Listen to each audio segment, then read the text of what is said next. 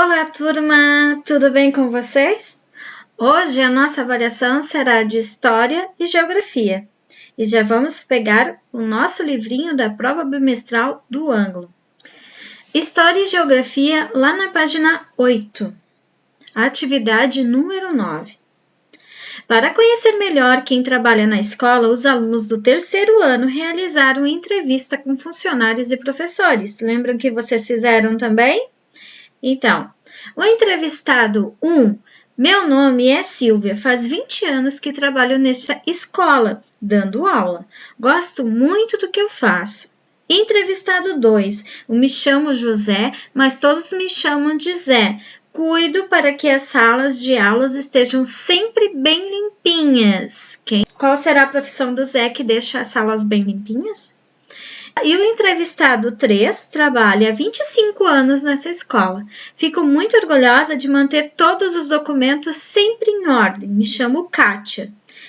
Quem será que deixa os documentos em ordem lá no colégio? Qual é a profissão dela? Entrevistado 4. Me chamo Dulce. Cuido para que a escola esteja sempre bem organizada. Ajudo professores e alunos. Então, o entrevistado número 4, ele ajuda professores e alunos. Agora vamos ver as alternativas.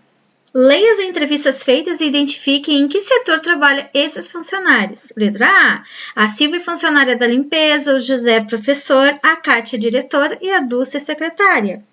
Aí vocês vão ler A, B, C e D e vão assinalar qual, em ordem das entrevistas, são os funcionários. Próxima página, página 9, atividade 10. Embora todas as escolas tenham o mesmo objetivo, elas podem ser muito diferentes. Na primeira imagem, a gente tem uma sala de aula em Tóquio, lá no Japão. Daí vocês vão observar bem essa imagem. E na de baixo, a gente tem uma sala de aula em escola de Arapiraca, em Alagoas, no Brasil. Vocês observando essas duas imagens, vocês vão assinalar a resposta correta em relação às salas de aulas mostradas acima. Letra A. Nas duas salas de aula há carteiras e cadeira para alunos. Na letra B, só na primeira foto há lousa para o professor escrever. Na letra C, as duas salas de aula são no mesmo país. Prestem bem atenção, hein? Letra D, apenas os alunos da primeira foto têm folhas ou cadernos para fazer anotações. Aí você vai assinalar a que você acha correta.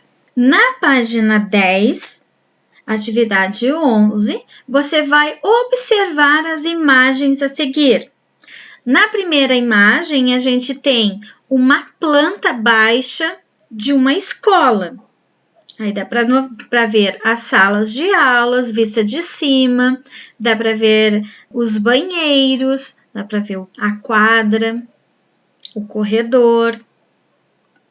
Essa é uma planta baixa. Na imagem número 2, a gente está vendo uma maquete de alguma escola. Na imagem número 3, a gente tem um desenho da escola. E na imagem número 4, nós temos uma fotografia do colégio. Agora, de acordo com a imagem que você viu na outra página, na página 11, você vai responder. Podemos dizer que, na letra A imagem 1 representa uma maquete de escola. Na imagem 2, um desenho de uma escola. Na imagem 3, uma foto de uma escola. E a imagem 4, uma planta baixa de escola. Letra B. A imagem 1 representa uma planta baixa de escola, na imagem 2 um desenho de escola e na imagem 3 uma foto de escola e a imagem 4 uma maquete de escola. Na letra C, a imagem 1 representa um desenho de escola, na imagem 2 uma maquete de escola, a imagem 3 uma foto de escola e a imagem 4 uma planta baixa de escola. Alternativa D. A imagem 1 representa uma planta baixa de escola. A imagem 2, uma maquete de escola. Na imagem 3, um desenho de escola. E a imagem 4, uma foto da escola. Então, vocês vão assinalar qual a alternativa correta. Na mesma página, página 11, atividade 12, leia o que está escrito sobre o espaço coletivo na Declaração Universal dos Direitos Humanos. Todos os homens têm deveres para com o lugar onde vivem e para com as pessoas que ali vivem também. Declaração Universal dos Direitos Humanos, Ruth Rocha e Otávio Hout, adaptado, São Paulo, Salamandra, 2004. Assinale os deveres que se deve ter em relação ao espaço da escola, as pessoas com quem se convive e os deficientes, prestando bem atenção. Quem são os deficientes? Aquelas pessoas que elas precisam se locomover com a ajuda de outras pessoas. Às vezes, elas também conseguem fazer isso sozinhas. Mas vamos ver quais são as alternativas que tem para a gente assinalar. Letra A. Cuidar dos bens da escola, prédios, computadores, mesas, livros, carteiras. Não riscando, quebrando ou usando de maneira incorreta. Para se locomover, nos espaços coletivos, um cadeirante precisa de um piso acidentado, um piso que esteja todo esburacado. Será que ele precisa desse tipo de piso? Letra B. Manter a limpeza da sala de aula, do pátio, dos corredores, não rabiscando paredes e portas e não jogando lixo no chão. Respeitar todas as pessoas, cumprimentando, respondendo com cordialidade quando for o caso. Para se locomover nos espaços coletivos, um cadeirante precisa de portas estreitas. Será que ele precisa dessa porta bem estreitinha? Será que vai passar um cadeirante numa porta estreitinha? Letra C. Manter os móveis onde estão. Colocar apelidos que ridicularizam ou incomodam os colegas, professores ou funcionários. Para se locomover nos espaços coletivos, um cadeirante precisa de rampas ou elevadores. Letra D. Cuidar dos trabalhos dos colegas que estejam expostos nas salas, corredores ou pátios. Respeitar os sinais de entrada e saída. Para se locomover nos espaços coletivos, um cadeirante precisa de rampas ou elevadores. Então, vocês vão responder agora a alternativa de acordo com a relação ao espaço da escola, as pessoas com quem se convive e os deficientes também. Então, essas foram as atividades do livrinho da Ângulo. Terminada, coloquem dentro do envelope. Então, vamos fazer agora a nossa avaliação. A avaliação de História e Geografia. Escrevam o nome de vocês e a data que está realizando essa atividade. Número 1. Você vai observar a mesma ruas em datas diferentes. Primeiro, a gente tem a Rua Vidal Ramos em 1920. E depois eu fui lá no Google Maps e fui ver a Rua Vidal Ramos em 2020. Por isso que está escrito o nome ali, Rua Vidal Ramos. Como ela era em 1920 e como ela está agora em 2020. Então, vocês vão fazer um cálculo aqui. Quantos anos se passaram entre as duas imagens? E aí, vocês observando, vocês vão escrever algumas mudanças que ocorreram de 1920 como está agora em 2020. O que aconteceu? Daí eu deixei alguns espaços para vocês escreverem. Letra C. São muitos motivos que provocam mudança nas ruas e avenida. Escreva 2 delas. O que pode ocorrer, então, as mudanças nas ruas ou avenidas?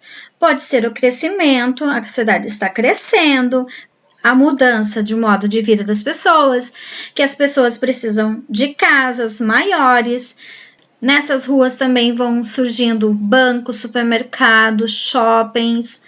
As ruas precisam ser asfaltadas. Vai criando prédios residenciais altos. E junto com ela também vai a energia elétrica, vai sendo colocado postes de iluminação, nesses postes vão colocando também a internet, as televisões a cabo. Então, tudo isso pode provocar essas mudanças nessas ruas e avenidas. Se a gente for olhar na rua da Vidal Ramos de 1920 para 2020, vai trazendo também meios de transportes. Aquelas avenidas que eram tranquilas e silenciosas começam a ficar cheias de barulho. Número 2. Um quarteirão é uma área contornada por ruas que cruzam. Cada quarteirão abriga diferentes tipos de construção. Há quarteirões que têm somente residências, comércios ou indústrias, e existem quarteirões em que esses tipos de construções estão misturados. Observe o quarteirão a seguir. Quantas ruas há nessa imagem? A gente vai ver quantas ruas tem esse quarteirão. O que há entre as ruas mostradas? O que tem dentro desse quarteirão? Em que rua as crianças estão? Aí tem duas crianças aqui. Que rua elas estão? Letra D, qual é a rua à esquerda das crianças? Aí você vai ver qual é o lado direito e qual é o lado esquerdo. Qual é a rua que está à direita das crianças? Letra F, qual é a rua atrás das construções? Aí você vai analisar e vai botar o nome dessa rua, que está atrás dessas construções aqui. Número 3, leia a história O Bairro de Marcelo, de Ruth Rocha. Perto da minha casa tem um lugar que tem uma porção de lojas. Tem uma quitanda, onde a gente pode comprar todas as frutas e verduras. Tem uma livraria que tem livros grandes e pequenos, engraçados e sem graça, com figuras e sem figuras. Nesse lugar tem uma loja que só vende sapatos. Eu fui lá com a minha mãe e a minha irmã. E eu comprei um par de tênis vermelhos e a minha irmã comprou um de bolinhas. Tem uma loja que fica no meio da calçada e que não é bem loja. É uma banca de jornais e tem revistinhas, livrinhos e brinquedos. A loja de carne se chama açougue e não carneira, como você pensa. Tem uma porção de pedaços pendurados e uma balança grande. Tem um banco que não é para sentar, onde meu pai e minha mãe sempre vão e ficam numa fila de pé e botam dinheiro. Pagam as contas e às vezes também tiram dinheiro. Também tem um supermercado muito grande, onde a gente compra de tudo. Compra latas, compra doce, compra vassouras e panelas, e sabonetes, e frango, e ovos, e refrigerante. E na padaria tem pães de todo jeito, comprido e pequenos, brancos e pretos, doces e salgados. Tem uma loja que é só de plantas e flores, que tem um cheirinho muito gostoso e se chama Floricultura. Eu gosto muito de ir com minha mãe e meu pai fazer compras. Quando sobra dinheiro da minha mesada, eu compro alguma coisa. Ruth Rocha, O Bairro de Marcelo, Salamandra, 2012. Agora responda. Que tipo de bairro está sendo descrito na história? Será que é residencial? Cheios de casas? Será que é comercial, que está cheio de comércios? Indústria ou ele é misto? O que vocês acham? Qual é o tipo de bairro que está falando na história de Ruth Rocha? Como é que você concluiu isso? Escreva 3 serviços públicos que são necessários neste bairro. Mas os serviços públicos são aqueles que são cuidados pela prefeitura. O que pode ser? Será que tem que ter ruas pavimentadas? Será que tem que ter postos de luz? Tem que ter água encanada? Tem que ter esgoto? Será que tem que ter um posto de saúde?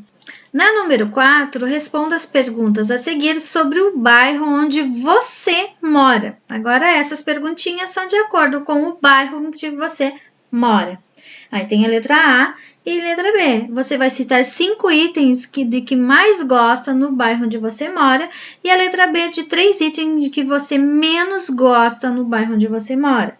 Na número 5, você vai escrever o seu endereço, o nome da rua, nome do bairro, não esquecendo o número. Se você mora em apartamento, colocar o número do apartamento. Número 6. Durante estudos realizados em nosso caderno 2, observamos ruas e quarteirões de bairros. Analise as imagens a seguir, dê uma relação à pavimentação, movimentação de pessoas e de veículo, presença de vegetação e construções que margeiam, que estão ao redor dessa rua. Então, a primeira a gente tem a Rua Bocaiúva em Florianópolis, Santa Catarina. Você vai falar da pavimentação, do movimento de pessoas, de movimento de veículos, de vegetação e construção. A próxima nós temos a cabeceira da ponte Pedro Ivo e Colombo Salles, em Florianópolis. Também vocês vão falar sobre pavimentação, movimento de pessoa, tudo isso vocês vão colocar ali. E aqui a gente tem uma servidão Alvorada no Campeche, Florianópolis. Também vão falar a mesma coisa. E depois a gente tem a Estrada Cristóvão Machado de Campos, na Vargem Grande, em Florianópolis também. Vocês também vão falar a mesma coisa aqui dela. Complete as frases com as palavras do quadro: aterro, doenças, lixão, resíduos, contaminação e chorume. Aí vocês vão ver qual é a palavra que está se referindo, de acordo com a frase. Quando resíduos tóxicos sujam a água e o solo, como é que é chamado? O objeto descartados pela população, como é que é chamado? O líquido mal cheiroso e poluente produzido pela matéria orgânica dos resíduos. A área onde os resíduos são jogados diretamente sobre o solo. E a área usada para depositar resíduos. Nela, o aterro é preparado com produtos que isolam o lixo do solo e das águas subterrâneas, evitando a contaminação. E a letra F, dengue e tétano, são o quê? Que podem ser originados no lixão. Agora, vocês vão observar as imagens e responder as questões. Na imagem 1, o que a gente tem? Uma cidade. Na imagem 2, a gente tem campos. E na imagem 3, a gente tem uma plantação. Qual das imagens representa uma paisagem urbana? Daí você vai escrever. O que tem na paisagem urbana? Aí você vai descrever o que tem nela. Número 9. Como você estudou vestígios encontrados em sítios arqueológicos, permite que as primeiras cidades, Ur e Uruk, surgiram há aproximadamente 6.000 anos. Foi graças à presença dos rios Tigres e Eufrates e à terra fértil que os primeiros povos a habitar aquela região puderam desenvolver a agricultura e domesticar animais, garantindo a sua sobrevivência. As ilustrações mostram como os rios foram importantes para a agricultura naquela época. Nós temos a imagem 1, o rio Tigre e Eufrates, na Mesopotâmia. Depois, a imagem 2, o que aconteceu com o rio, com os rios, né? E o que aconteceu com os rios aqui, na imagem C. As legendas a seguir mostram o que acontecia nos rios e você vai fazer uma correspondência agora entre as ilustrações acima em cada uma das legendas. Aí vai explicar o que acontecia na A, na B e na C. Aí você vai ver qual das ilustrações acima é cada uma das legendas.